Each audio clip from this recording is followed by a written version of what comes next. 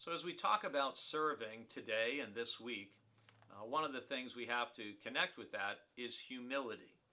Because if you think you're better than everybody else, if you think there's jobs or types of service that are beneath you, if you think life is all about you and getting what you want and doing what you want all the time, you're going to have trouble serving in a Christ-like way.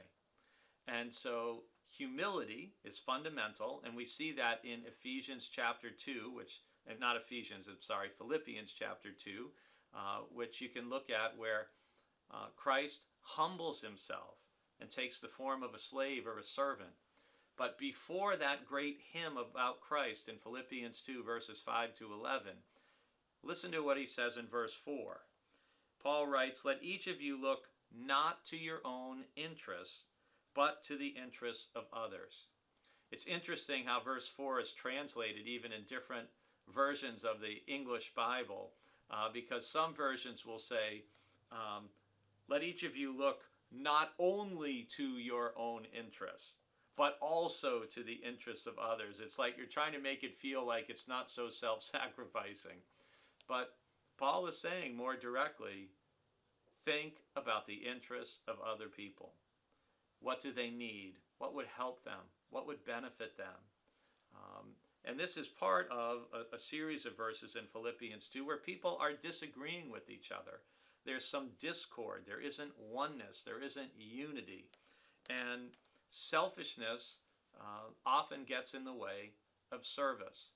And, one of the challenges for Americans and American Christians is, in many ways, Americans prize individualism, and it's part of a narrative that we like to tell ourselves about the rugged individualism in the United States. But rugged individualism is not exactly what Paul writes about in Philippians 2. He's talking about how do we relate to each other in community, about how we need to have the same mind and be of one accord.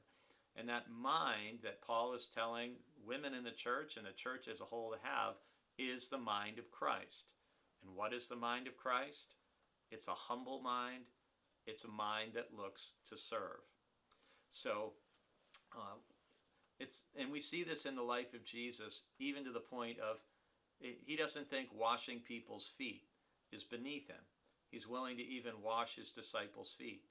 And he tells them, I've given you an example, basically, for you to follow. So don't think there's something is beneath you just because of your title or who you are, your training or your education or whatever. We can do the humblest task, and if we do it as unto the Lord, we'll be going in the right direction. Humility and service. Look to others' interests today.